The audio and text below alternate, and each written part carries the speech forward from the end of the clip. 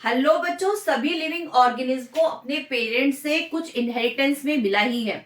जो वो इनहेरिटेंस में मिला है वो है उनकी जीन्स, जिसकी वजह से उन बच्चों में सभी कैरेक्टर्स आते हैं।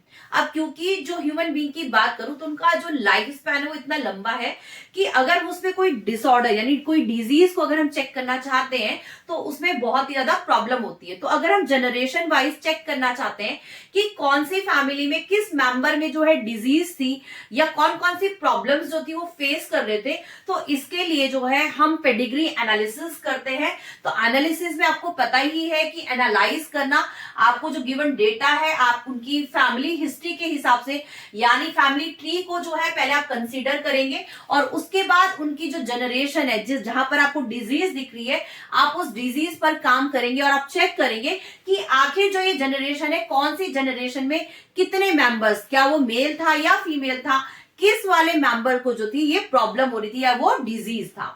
सो यही सब कुछ है आपके पेडिग्री चार्ट में, पेडिग्री एनालिसिस में। सबसे पहले हम ये जानते हैं कि जो ह्यूमन बीइंग्स होते हैं उसमें कितने टाइप के क्रोमोसोम होते हैं। तो देखिए, जो ह्यूमन बीइंग्स होते हैं उसमें 2 टाइप के क्रोमोसोम होते हैं। एक होता है ऑटोसोम और दूसरा होता है आपका सेक्स क्रोमोसोम। तो हमारे पास क्योंकि 2 टाइप्स के क्रोमोसोम है, तो देखिए जो ऑटोसोम है ये 22 पेयर है, क्योंकि टोटल नंबर ऑफ क्रोमोसोम होते हैं हमारे पास 46। तो ये 22 पेयर है जो कि आपके ऑटोसोम है। जबकि जो सेक्स क्रोमोसोम है वो मेल के पास तो XY होता है और जो फीमेल होती है उसके पास XX होता है।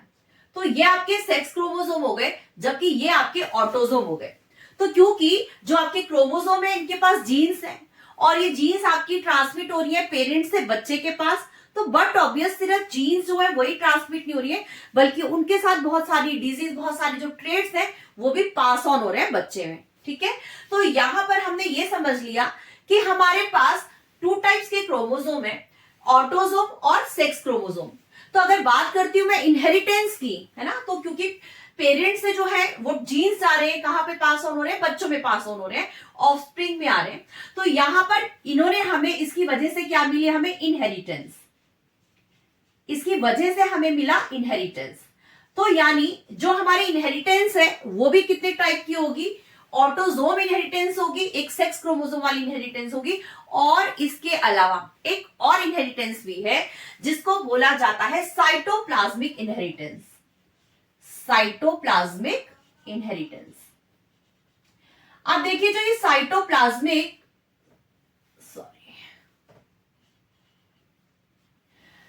देखिए जो साइटोप्लाज्मिक इनहेरिटेंस है, जैसे मैंने अभी आपको बताया कि ऑटोसोम, सेक्स क्रोमोसोम और थर्ड वाली जो इनहेरिटेंस है ये साइटोप्लाज्मिक इनहेरिटेंस है। क्योंकि जब हमारे गैमेट्स का फ्यूजन होता है यानी एग सेल के पास स्पर्म जो है जब वो एंटर करता है बेटा, तो उस कंडीशन में जो स्पर्म का है वो सिर्फ न्यूक्लियस एंटर करता है उसमें, यानी जो आपका इसकी वजह से जो जाइगोट बनेगा, जाइगोट के पास स्पर्म सेल का जो है स्पर्म गैम यानी जो गैमेट है उसका मेल गैमेट का सिर्फ न्यूक्लियस आया था, उसका साइटोप्लाज्म नहीं आया था। राइट, इसका क्या मतलब हुआ, इसका ये मतलब हुआ कि जो ये साइटोप्लाज्म है ये फीमेल का पार्ट है। ठीक है, जो एक्सेल है, एक्सेल में जो ये साइटोप्लाज्म है ये फीमेल से आया।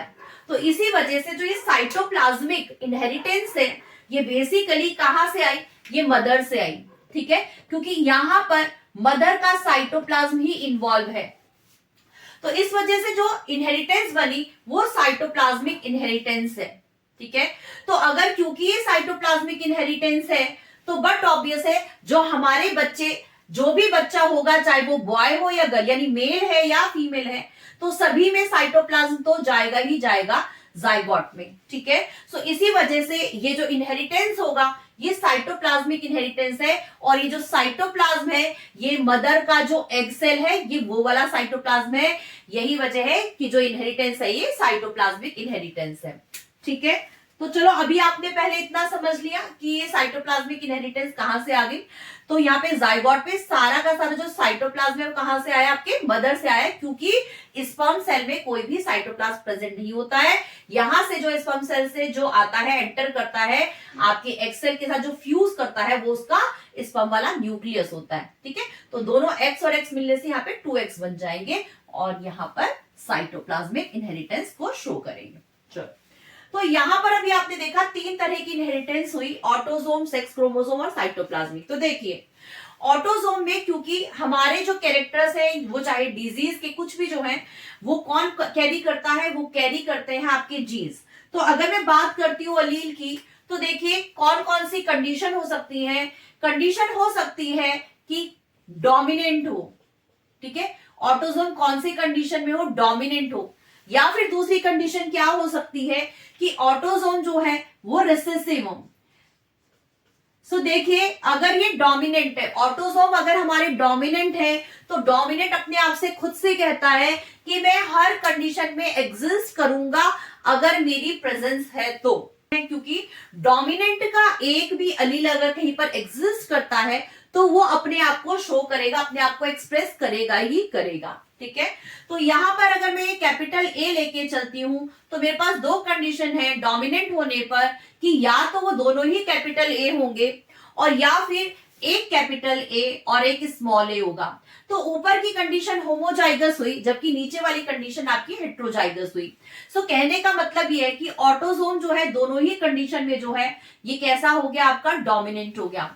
रेसेसिव में जैसे मैंने आपको बताया, रेसेसिव कैरेक्टर तभी दिखते हैं जब वो होमोजाइगस कंडीशन में हो। ठीक है, तो हेट्रोजाइगस कंडीशन में रेसेसिव कभी भी अपने आप को शोकेस नहीं कर पाता। तो रेसेसिव कंडीशन में यहां पर आपका ये होने पर, यानी दोनों होमोजाइगस होने पर ही आपका रेसेसिव ट्रेट आपको दिखेगा। ठीक है, तो यहां पर आ गया आपका ऑटोसोमल रिसेसिव डिजीज हो जाएगी और ऑटोसोमल डोमिनेंट डिजीज हो जाएगी। क्योंकि यहां पर हम जो पेडिग्री चार्ट जब चेक करते हैं हम फैमिली ट्री के थ्रू, तो यहां पर हम डिजीज को चेक करते हैं। ठीक है, अब बात करती हूं मैं सेक्स क्रोमोसोम की। तो जैसे मैंने अभी आपको बताया कि जो मेल है, मेल के पास XY वाला क्रोमोसोम होता है, जबकि फीमेल के पास जो है XX है। तो बट ऑब्वियस है कि हमारे जो ह्यूमन बीइंग की जो सेल होगी उसमें 22 तो ऑटोसोम ही होंगे, लेकिन जो एक सेट होगा या तो वो मेल XY वाला होगा, ठीक है, सेक्स क्रोमोसोम, और इधर फीमेल है तो उसमें XX वाला क्रोमोसोम होगा। अब बट ऑब्वियस है कि अगर ये मेल है तो इस मेल के पास जो ये Y वाला क्रोमोसोम है वही डिफरेंट है, जिसकी वजह से वो मेल बना। ठीक है, तो देखिए जो ये मेल है, मेल के पास जो है X और Y 2 क्रोमोसोम प्रेजेंट होते हैं। ठीक है, इसमें जो मेल है इसको ये जो X क्रोमोसोम है वो उसकी अपनी मदर से मिला है, जबकि जो Y वाला क्रोमोसोम है वो उसको अपने फादर से मिला है। ठीक है, तो क्योंकि यहाँ पर X और Y 2 अलग अलग क्रोमोसोम है, तो बट ऑब्वियस अगर जो डिजीज होंगी वो 2 टाइप्स की डिजीज हो सकती है। एक हो सकती है हमारी X लिंक्ड डिजीज और दूसरी होगी हमारी Y लिंक्ड डिजीज। अब क्योंकि देखिए यहां पर जो एक्स लिंक डिजीज है, क्योंकि ये एक्स जो क्रोमोसोम है, ये वाला एक्स क्रोमोसोम कहां पर जाता है, फीमेल के पास जाता है, क्योंकि फीमेल के पास 2 एक्स क्रोमोसोम है। ठीक है, तो यहां पर जो मेल का एक्स क्रोमोसोम है वो कहां पर, फीमेल के पास जा रहा है, जबकि जो वाई लिंक डिजीज है, यानी जो वाई क्रोमोसोम है वो सिर्फ और सिर्फ उसके बच्चे यानी मेल के पास जाएगा। ठीक है, तो ये 2 तरह की डिजीज आपको देखने को मिल सकती हैं, एक एक्स लिंक डिजीज और दूसरी है आपकी वाई लिंक डिजीज, राइट। सो अब यहां पर देखिए अगेन यहां पर 2 कंडीशन हो जाएंगी कि एक्स लिंक डिजीज या तो डोमिनेंट होगी और या फिर होगी वो रिसेसिव। ठीक है, जबकि जो वाई लिंक डिजीज है, तो वाई लिंक डिजीज में बट ऑब्वियस है अगर ये वाई लिंक डिजीज होगी तो ये सिर्फ वाई के साथ ही कंस्ट्रिक्टेड है, ये सिर्फ और सिर्फ आपको मेल में ही देखने को मिलेगी। ठीक, सो अभी इतना इन टोटल कि आप इसमें अभी ये समझ लीजिए कि आपको ऑटोसोम, सेक्स क्रोमोसोम और साइटोप्लाज्मिक, ठीक है, तो 3 तरह की इनहेरिटेंस हो गई। अब हम सिंबल को पहले स्टडी करेंगे और उसके बाद देखेंगे कि किस तरह से पेडिग्री चार्ट में जो है इन सिंबल को यूज किया जाता है। सो यहां पर मैंने सिंबल बना लिए हैं। सो ये सिंबल बिल्कुल उसी तरह से है जिस तरह से आप जब रोड पर ड्राइव करते हो तो आपने देखा होगा, जब आप रोड पर ड्राइव करते हो तो जगह जगह पर सिंबल लगे होते हैं कि इतनी स्पीड रखनी है, यहाँ पर स्पीड ब्रेकर है। तो सेम उसी तरह से हम यहाँ पर जो है पेडिग्री चार्ट को बनाने के लिए सिंबल को यूज करते हैं। तो फटाफट से ये देखते हैं कि ये कौन से सिंबल है और हमें क्या इंडिकेट करते हैं। तो देखिए यहाँ पर जो ये स्क्वायर बॉक्स है ये रिप्रेजेंट करता है आपके मेल को, और इसी तरह से जो ये सर्कल है, ठीक है, जो बिंदी बनी हुई जो सर्कल है ये आपके फीमेल को रिप्रेजेंट करता है। अब बट ऑब्वियस अगर मेल और फीमेल के बीच में मैरिज होगी तो यहाँ पर आ गया सिंगल लाइन, तो ये रिप्रेजेंट करता है आपकी मेटिंग को, ठीक है। अब अगर मेल और फीमेल के बीच में मेटिंग हो रही है तो उनके क्या होंगे, उनके ऑफस्प्रिंग होंगे, उनके बच्चे होंगे। तो यहाँ पर ये जो वर्टिकल लाइन है ये रिप्रेजेंट करती है अब जनरेशन की, ठीक है ना, यानी ये तो पेरेंट हो गए और ये जो वर्टिकल लाइन है यहाँ पर क्या आ जाएंगे, इनके बच्चे आ जाएंगे।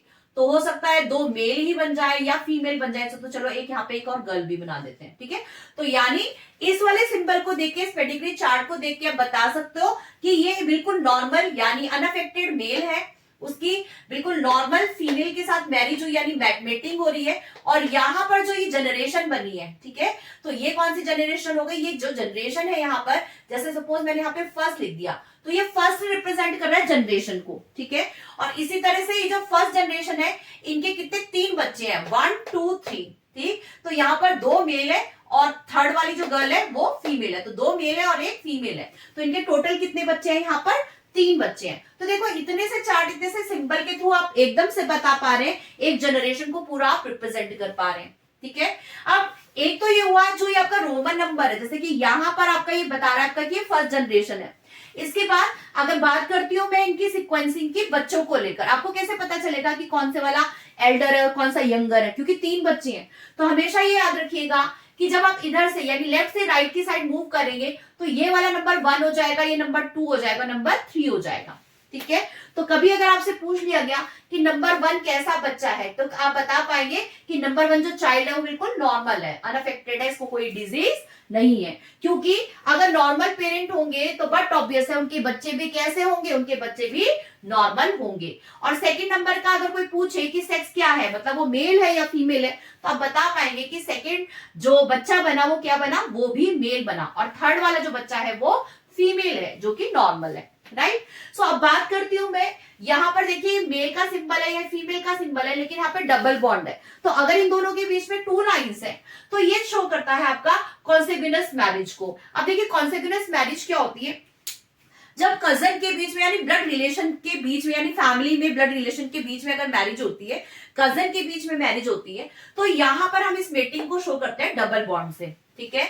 इसी तरह से अगर सर्कल के अंदर एक डॉट है तो ये कैरियर होता है आपका सेक्स लिंक डिजीज का, ठीक। तो और इसके बाद ये जो डायमंड शेप आप देख रहे हो, इसका मतलब ये है कि अभी तक जो सेक्स है यानी मेल है या फीमेल है, अभी तक बिल्कुल भी ये स्पेसिफाइड नहीं हुआ इस डायमंड शेप से, ठीक है। तो कहीं पर अगर आपको ये डायमंड शेप देखने को मिल गई पेडिग्री चार्ट में, तो इससे आपको पता चल जाना चाहिए कि यहाँ पर कोई भी सेक्स, ना तो आप इसे मेल बोलेंगे ना तो आप इसे फीमेल बोलेंगे, क्योंकि यहाँ पर अभी तक जो जेंडर है, अभी तक जो सेक्स है वो बिल्कुल भी स्पेसिफाइड नहीं हुआ, राइट। सो अब बात करती हूं मैं, ये तो आपने देखा कि सबके सब नॉर्मल उसमें थे, ठीक है ना, मेल नॉर्मल था, फीमेल नॉर्मल था, और उसके बाद आपने इनकी फर्स्ट जनरेशन को भी चेक किया। लेकिन अगर मैं बात करती हूँ कि ये ही अफेक्टेड हो गया यानी डिजीज है, अब ये नॉर्मल नहीं है, अफेक्टेड है, तो ऐसी कंडीशन में आपको पूरा का पूरा जो ये ब्लॉक है मेल का, ये रिप्रेजेंट कर रहा है कि मेल अब अफेक्टेड है, ठीक है। इसी तरह से अगर इसमें पूरा का पूरा कलर आ जाएगा बेटा, तो ये फीमेल कैसे हो गई, अफेक्टेड हो गई। लेकिन अगर जो ये आपका स्क्वायर का बॉक्स है, इसके अंदर अगर मान लो कि हाफ में आपको कलर दिख रहे हैं, ठीक है, हाफ पार्ट बिल्कुल ब्लैंक है, हाफ पार्ट आपको कलर दिख रहा है, तो ऐसी कंडीशन में आपको पता चल जाना चाहिए कि ये हेटेरोजाइगस ऑटोसोमल रिसेसिव मेल है। इसी तरह से हमारी अगर ये जो फीमेल है, फीमेल में भी अगर मैं हाफ चीज को कलर कर दूं, है ना, हाफ चीज को अगर मैं इसमें कलर करती हूं, तो मैं इसको क्या बोलूंगी, ये हेटेरोजाइगस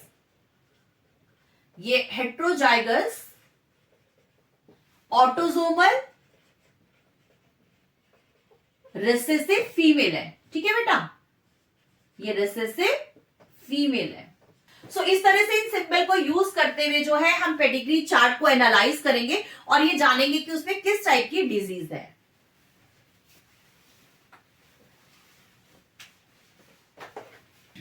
सो यहाँ पर हम ले लेते हैं कुछ कंडीशंस की आपके पेडिग्री चार्ट में जो है किस किस तरह की कंडीशंस मिल सकती हैं आप सबको सॉल्व करने के लिए। तो देखो यहाँ पर जैसे आपने ऊपर देखा कि ये जो मेल है बिल्कुल नॉर्मल है, फीमेल भी नॉर्मल है, तो बट ऑब्वियस अगर हेल्दी पेरेंट्स है यहाँ पर तो जो उनके बच्चे हैं वो भी हेल्दी होंगे, उनको कोई भी डिजीज नहीं होगी।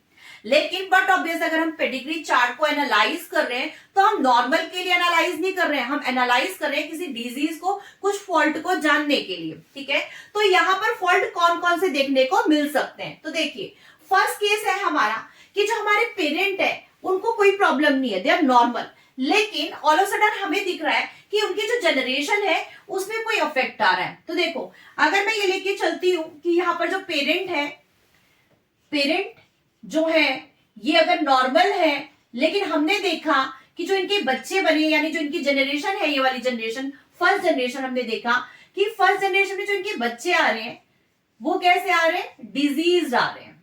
ठीक है, ये कैसे बच्चे आ रहे हैं, इनके डिजीज आ रहे हैं।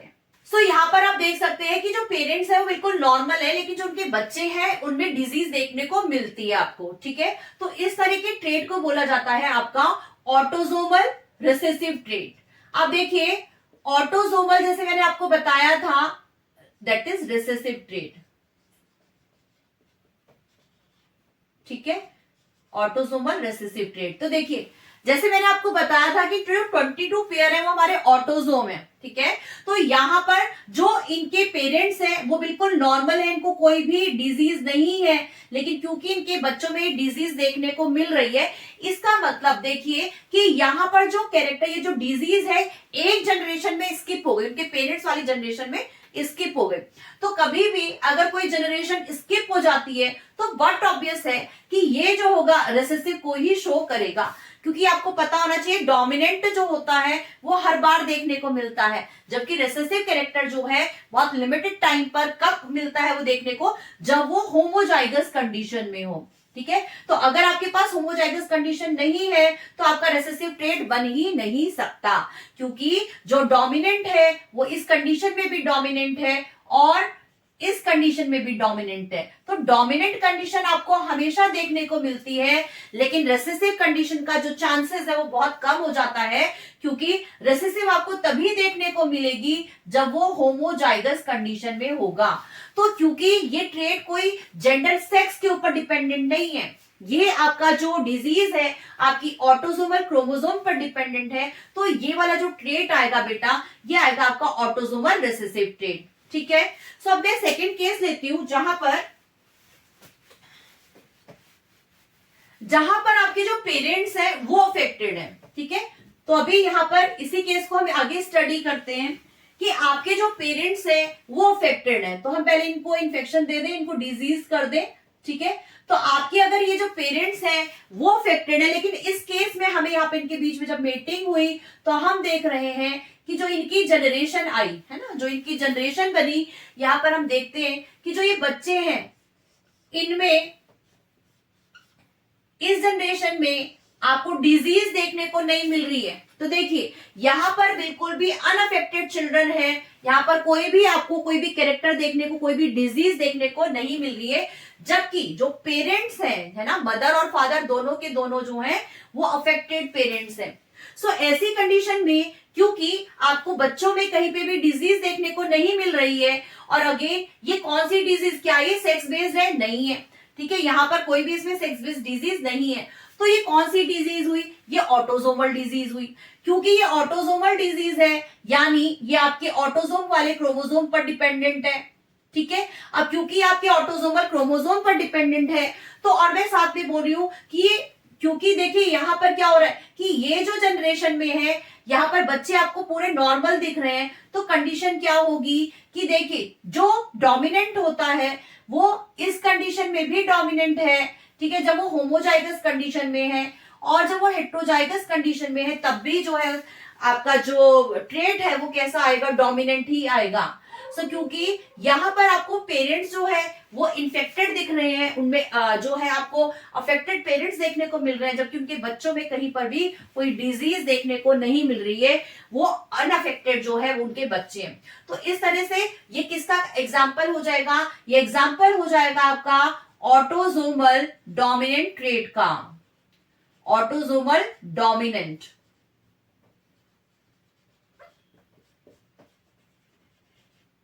ठीक है, क्योंकि ये ऑटोसोम पर ही डिपेंडेंट है। मैं बात करती हूं थर्ड केस की, जहां पर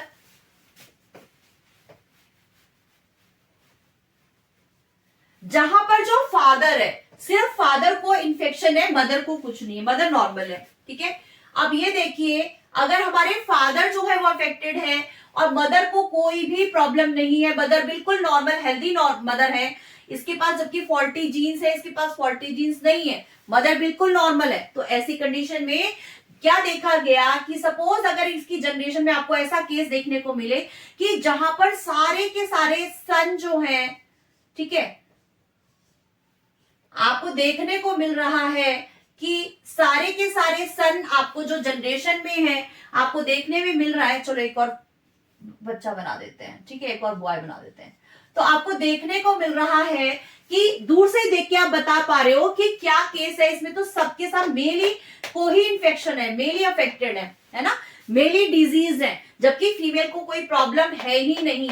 ऐसी कंडीशन में बेटा, जैसे मैंने आपको पहले भी बताया था, तो ये कौन सी डिजीज होगी, ये सेक्स क्रोमोसोम पे डिपेंडेंट डिजीज है। और क्योंकि यहाँ पर सिर्फ और सिर्फ जो कैरेक्टर्स हैं वो किसमें देखने को मिल रही है, डिजीज कहां पर आ रही है, आपके मेल सेक्शन में आपको डिजीज देखने को मिल रही है। यहाँ पे आप देख सकते हैं कि फादर भी ऑलरेडी अफेक्टेड था और उसके जो बच्चे हैं वो भी कैसे हैं, अफेक्टेड है, क्योंकि फादर के पास बेटा एक्स वाई रहा होगा, तो बट ऑब्वियसली ये वाई कहां पर जाएगा, वाई तो हमेशा बॉय के पास ही जाता है। तो ये कौन सी डिजीज हो जाएगी, ये आपकी वाई लिंक्ड डिजीज हो जाएगी, क्योंकि जो वाई वाला जो ये होगा जीन जो होगा यहाँ पर से इसके बच्चों में यानी मेल बॉय में यानी बॉय में पहुंचेगा, इसीलिए वाई लिंक्ड डिजीज है। ठीक है, ये हो गई आपकी डिजीज वाई लिंक्ड डिजीज। अब हम नेक्स्ट केस को लेते हैं, जब आपकी मदर को इन्फेक्शन हो जाए। ठीक है, ऐसा केस जहां पर फादर को इन्फेक्शन नहीं हुआ है, बल्कि इस केस में अगर हमारी मदर जो है वो फॉल्टी है, मदर को डिजीज है, तब देखते हैं कि क्या कंडीशन रहेगी। तो देखो, क्योंकि हमारी ये जो मदर है वो अफेक्टेड है, जबकि जो फादर है जिसके साथ उसकी मेटिंग हुई है वो बिल्कुल नॉर्मल है। तो क्या देखा है कि जो जनरेशन बनी यानी जो उनके बच्चे बने बेटा, उनमें सब के सब जो बॉयज थे, जो लड़के थे, मेल सेक्शन जो था वो सबके सब डिजीज हैं। ठीक है, मेल सेक्शन कैसा बना, जो डिजीज था। अब आप खुद सोचिए कि आखिर जो ये मेल सेक्शन है, अगर ये मेल ऊपर वाले की बात करूं यानी फादर की बात करूं, तो जब फादर है उसके पास एक्स और वाई क्रोमोसोम रहे होंगे, राइट। सो क्योंकि मेल के पास ये वाई तो पहुंचेगा ही पहुंचेगा अपने फादर से, वाई क्रोमोसोम एक्सक्यूज मी। सो मेल के पास फादर से जो ये वाई पहुंचा और फीमेल से जो है एक्स पहुंचेगा, क्योंकि फीमेल के पास 2x है। ठीक है, तो यहां पर जो इसका वाई है वो तो उनको फादर से मिल गया, ठीक है, जो कि डिजीज नहीं है, जो कि अफेक्टेड नहीं है, जबकि जो मदर है वो अफेक्टेड मदर है। तो यहां से जो डिजीज वाला एक्स है वो कहां पर पहुंच गया, बच्चों के पास यानी बॉयज के पास पहुंच गया, राइट। और जबकि इस लड़की के पास ये जो फीमेल है इसके पास एक तो मदर का एक्स पहुंचा और दूसरा एक्स जो है फादर से पहुंचा, लेकिन इस गर्ल में कोई डिजीज नहीं है। सो इसका मतलब क्या हुआ कि एक एक्स जो है इस लड़की के पास ये तो फादर का आया है, ठीक है, जो कि कैसी कंडीशन में रहा होगा, डोमिनेंट। तो मैं इसको क्या बोल सकती हूं कि जो डिजीज है, इस तरह की डिजीज को बोला जाता है x linked recessive disease, right, x linked recessive disease, क्योंकि वाई के पास तो कुछ वैसे भी नहीं है। तो जहां पर एक्स ऑलरेडी है, ठीक है ना, एक्स यहाँ पे एक्स और वाई है, तो मदर से क्योंकि एक्स यहाँ पर पहुंचा है, तो ये कौन सी डिजीज को शो कर रहा है, ये आपका एक्स लिंक्ड रिसेसिव डिजीज को शो करेगा। ये हो गई आपकी एक्स लिंक्ड रिसेसिव डिजीज। तो ये तो हमारा केस हुआ। नेक्स्ट केस लेते हैं जब आपका फादर जो है वो अफेक्टेड है। ठीक है, अभी आपने देखा कि यहाँ मदर से जो एक्स एक्स पहुंचा है कहां पर, मेल पर यानी बॉय के पास पहुंचा है। ठीक है, अभी हम नेक्स्ट केस लेते हैं जहां पर आपका फादर अफेक्टेड है। सो देखिए, अब अगर फादर जो है वो अफेक्टेड है और मदर कैसी है आपकी, नॉर्मल है, और मदर जो है वो नॉर्मल है, मदर के पास क्या प्रेजेंट है, XX प्रेजेंट है। और हम ये देख रहे हैं कि इस कंडीशन में जो है बेटा, जो जनरेशन बन रही है उसमें मेल को कोई प्रॉब्लम नहीं है, मेल बिल्कुल हेल्दी है। लेकिन हम देख रहे हैं कि इनके जो डॉटर हैं वो सबके सबको प्रॉब्लम है। ठीक है, तो ये अगर डॉटर को प्रॉब्लम पहुंची है ये सारी की सारी, जबकि मेल हेल्दी है, मेल में कोई कुछ नहीं दिख रहा हम लोगों को। ठीक है, तो अगर ये डॉटर के पास ये वाली प्रॉब्लम आई है, यानी डिजीज हुए हैं ये, तो आखिर इनमें डिसऑर्डर क्यों हुआ? क्योंकि कोई फॉल्टी जीन्स इनके पास पहुंचे होंगे। तो ये जो फॉल्टी जीन्स है इसको कहां से मिले होंगे इन गर्ल्स को? जैसे मैंने अभी आपको पहले बताया था कि जो XY होता है फादर का, उसमें से Y तो कहां पर पहुंच गया? Y तो बॉयज के पास पहुंच गया। Y का कहीं पे लेन देन नहीं है। Y हमेशा कहां पहुंचेगा? मेल के पास पहुंच जाएगा, राइट। जबकि जो फादर का X है वो कहां पर पहुंचा? वो फादर का X जो है इस कंडीशन में पहुंचा फीमेल के पास। और हम ये देख रहे हैं कि दोनों की दोनों फीमेल कैसी हैं? दोनों की दोनों फीमेल डिजीज हैं, जबकि प्रॉब्लम किसको थी? फादर को थी, मदर को नहीं थी। तो ऐसी कंडीशन में ये जो कैरेक्टर हुआ, ये जो ट्रेट हुआ, ये शो कर रहा है आपका एक्स लिंक्ड डोमिनेंट ट्रेट को। क्यों डोमिनेंट ट्रेट को शो कर रहा है?